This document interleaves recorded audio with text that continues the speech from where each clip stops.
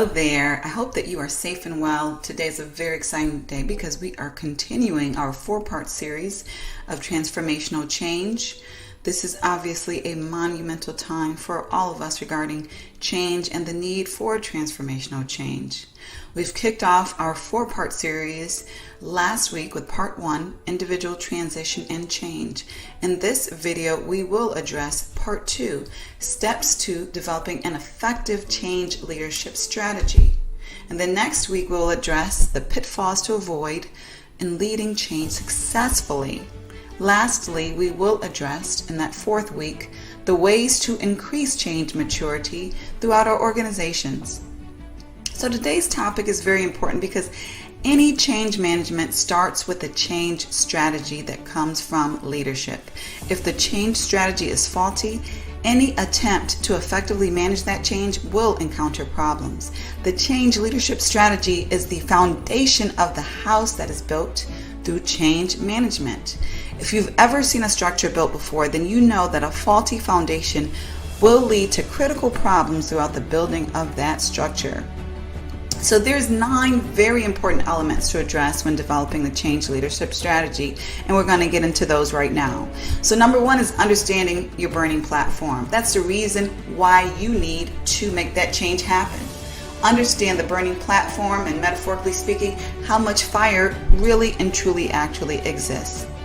The burning platform is the largest reason for the change. It implies that there's serious danger if that change doesn't happen, and that obviously if it does happen, it's going to be significant benefit. Number 2 is ensuring that the vision and related goals for that change are clear to you and clear to everyone who is going to need to be a support in making the change happen. Borrowing from the wise words of Kotter, there's certain checklists that are needed to ensure that your vision is clear and it makes sense. So making sure your vision is clear and it makes sense includes ensuring that it's simple to understand and it's clearly focused on a specific direction or thing. It is communicable. So that means it's clearly and able to be communicated to others in a way that they easily understand. It is imaginable. It's a believable idea is what that means. If you cannot get others to believe in that idea, then how are you going to get them to participate in it, to support and contribute to it? It takes more than one person to make an organizational transformation happen. And it is desirable. That means that people see what's in it for the organization. And hopefully they see what's in it for them. They can see the benefits. It is feasible. And that means that the vision is doable. So it's not just benefits that are tied to it, but they know you've done your due diligence, you've done your research to ensure that this vision can actually be implemented in a reasonable way successfully. And lastly, you want to ensure that your vision is flexible. A vision is an idea, it's a picture. It's not the implementation itself. So when you're embarking on something new, then you must expect that unexpected to happen. You must anticipate the need to adapt and be flexible. And this is more true the bigger that transformational change is. So number 3, as far as the strategy steps that are needed for change leadership, all alternatives should be identified. Sometimes as leaders, we want to know exactly what we want to do, and we don't want to see any B or C option. And that's fine if your mind is made up, but you want to be educated on those alternatives. You want to ensure that those alternatives have been vetted and compared to the present vision, compared to based upon costs and benefits. You want to do your due diligence, your analysis to ensure that the organization is truly making the best decision and is prepared to address that inevitable skepticism that will arise with almost any transformational change within an organization. Number 4, the sponsors for the transformational effort need to be identified, present, powerful, and known. So these sponsors are champions, and they are heard in order to gain influence and to gain support that is going to be needed.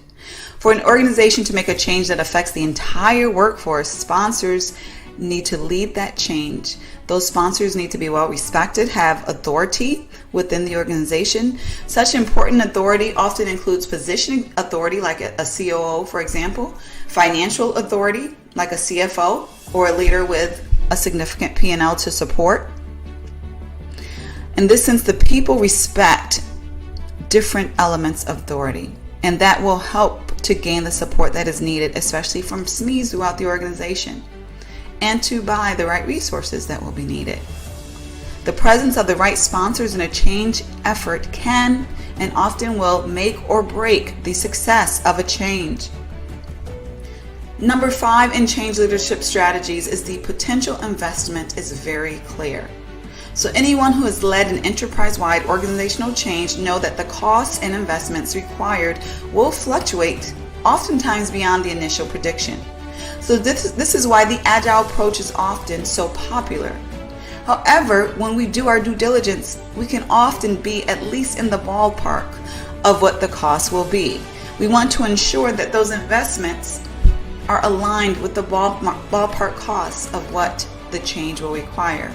And of course, contingency resources are always beneficial for anyone leading transformational change. Given that, we want to understand what the investments will be that are going to be necessary for the change to happen. So this includes the time that will be required, how many people will be needed to work on the effort, what technology will be needed to make it happen, and ultimately what money investments will be needed for success. And number 6 is similar to the sponsors. You will need to choose your entire change team very wisely. The team will typically be made of many teams. You will have the project team that are very hands-on, an advisory team who provides that thought leadership. You may want to ensure that you have the right subject matter experts on these teams, executive teams that will serve as governance, ensuring that regulatory issues and alignment with the overall organization strategy is there. The right champions who will be your power messengers need to be part of your team evangelists, and the right influencers. These are very important elements of your teams in order to institutionalize the change and make it doable for the masses of the organization during the change effort and beyond. Number 7 in change leadership strategy is you want to ensure that your organization chooses the change approach that is right for your organization. The change approach should honor the values of your organization, not go against them. Does the organization make decisions on a consensus basis or a top-down basis?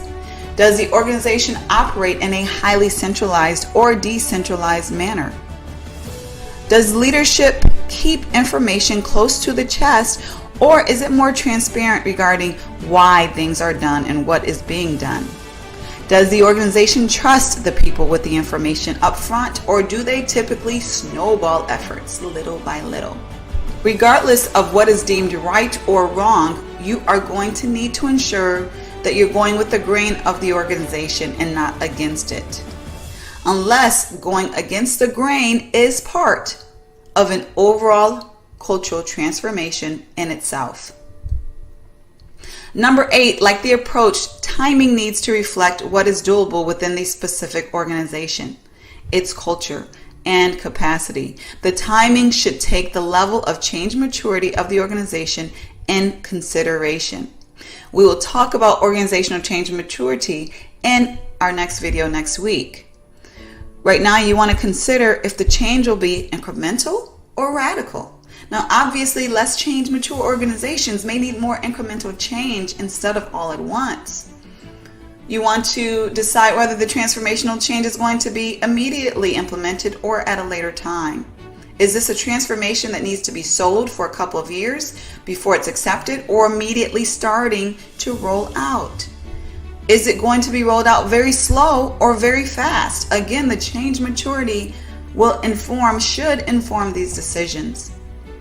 Is the timing going to be flexible and adapt to organizational changes, or inflexible and timelines held regardless of what happens?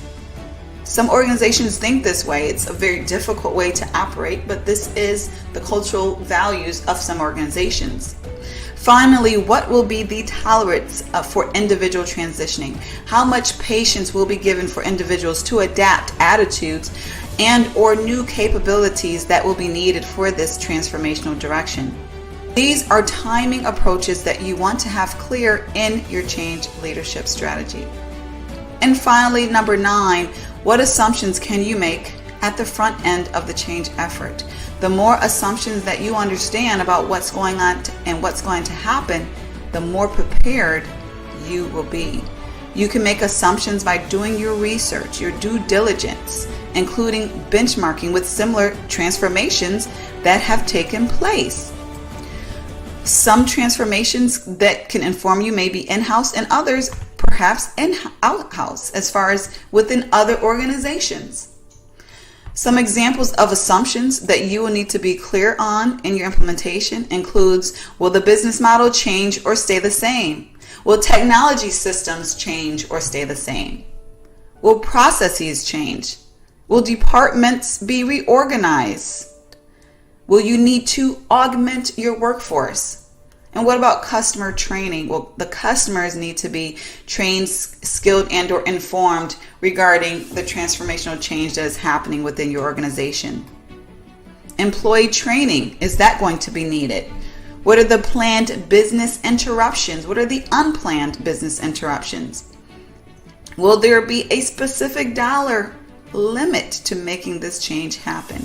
Will there be a specific time limit? So your assumptions can obviously be endless based upon the needs of your organization, but you do want to be clear regarding what they are. So these are the 9 elements that are necessary for a comprehensive, effective change leadership strategy.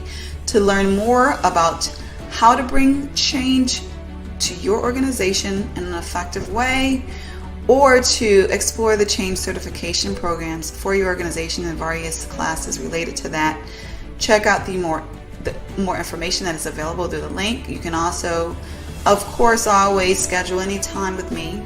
Exploratory session is available complimentary through the links that are available as well. I wish you the best on your transformational change.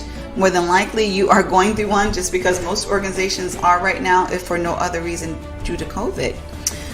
Wish you the best. Share this information with anyone who you believe will benefit, whether it's a colleague or a friend, and have a great day. Take care.